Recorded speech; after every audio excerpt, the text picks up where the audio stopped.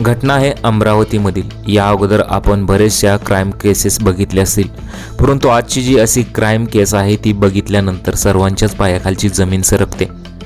मग या घटनेमध्ये 26 वर्षाची संस्कृती आहे, तिच्यासोबत काय घडलं ते पहा। त्यापूर्वी तुम्ही गुन्हेगारी वाचना या चॅनलवर पहिल्यांदा आला असाल तर चॅनलला जरूर सबस्क्राईब करून घ्या।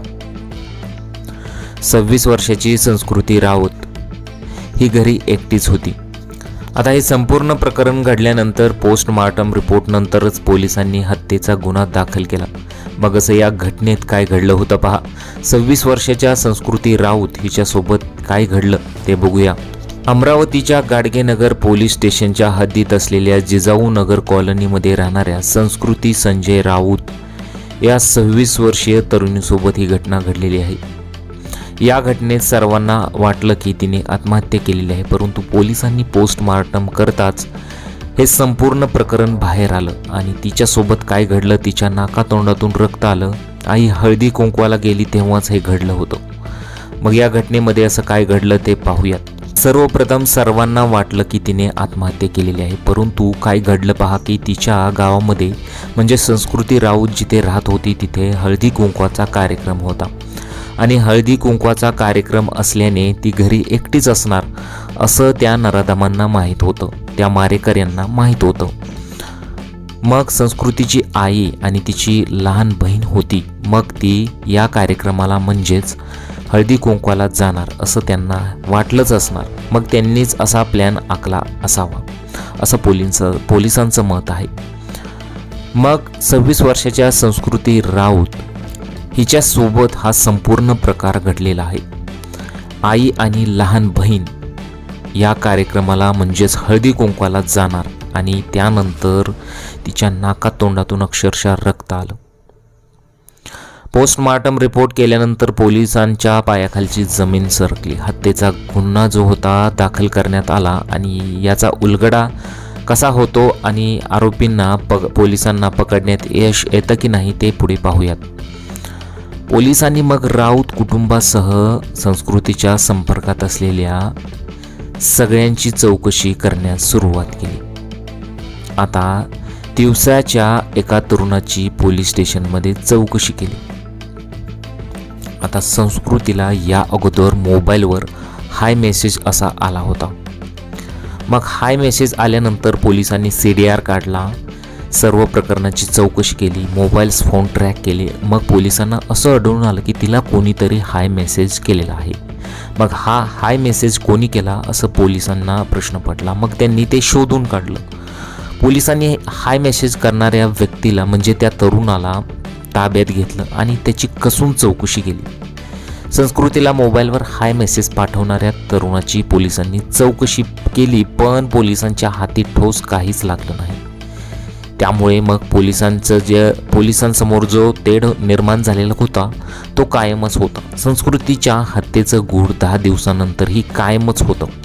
10 दिवस उलटले तरी तिच्यासोबत कोणी असं केलं हे कोणालाच ठाऊक नाही, पोलिसांना सुद्धा ठाऊक पडलं नाही किंवा त्याचा उलगडा ते करू शकले नाही।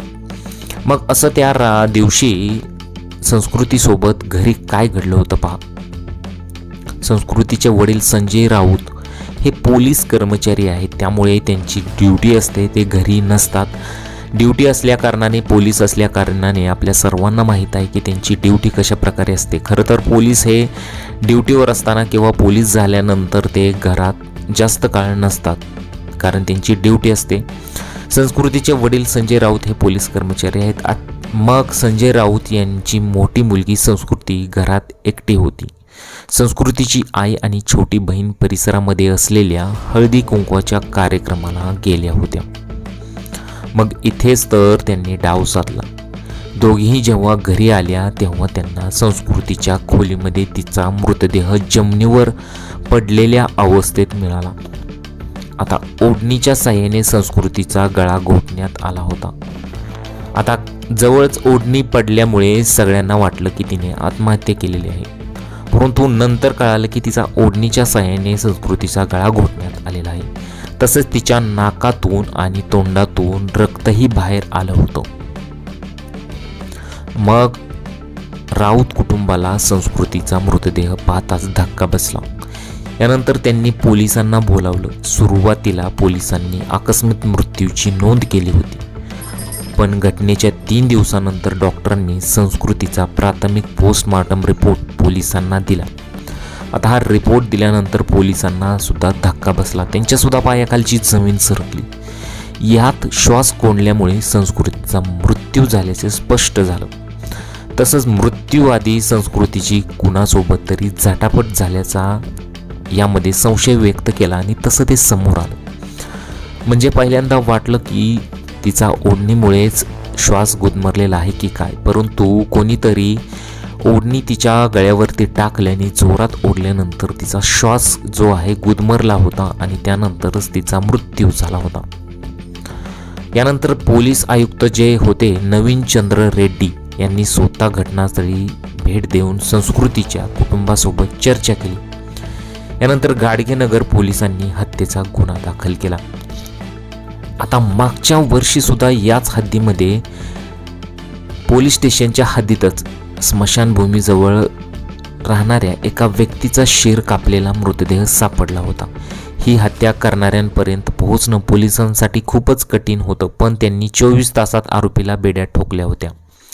परंतु याच गावामध्ये आता 10 दिवसानंतरही संस्कृतीच्या मारेकऱ्यांपर्यंत पोहोचण्यात पोलिसांना यश आलेलं नाही. म्हणजेच ज्यांनी कोणी तिला मारलेला आहे, आई आणि बहीण बाहेर गेले होते हळदी कुंकवासाठी. तिचे वडील पोलीस कर्मचारी असल्याने त्यांची सतत ड्युटी होती. मग याचा फायदा घेऊन तिच्या घरात ते घुसले आणि त्यानंतर तिचा ओढणीने गळा घोटण्यात आला. अक्षरशः असा गळा घोटला की तिच्या नाकातोंडातून रक्त बाहेर आलं.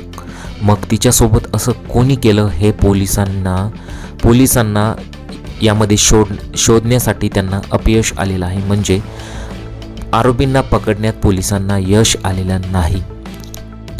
परंतु या प्रकरणाचा पोलीस हे नक्कीच छडा लावतील आणि छडा लावल्यानंतर तुम्हाला अपडेट ही दिली गेली जाईल. तिला नक्की कोणी मारलं होतं आणि त्या नराधमांना शिक्षा ही झालीच पाहिजे.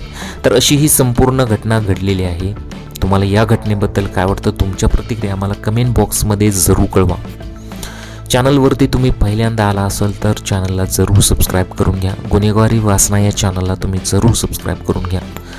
तोपर्यंत तुम्ही स्वतःची काळजी घ्या, आपल्या मुलांची सुद्धा काळजी घ्या. आपली मुले कुठे काय करतात, कुठे जातात याची सुद्धा तुम्ही काळजी घेतली पाहिजे. त्यांच्यावर सतत तुम्ही लक्ष ठेवलं गेलं पाहिजे, कारण की आजकालची दुनिया ही खूप बदललेली आहे. तर भेटूया पुढील व्हिडिओमध्ये. नमस्कार.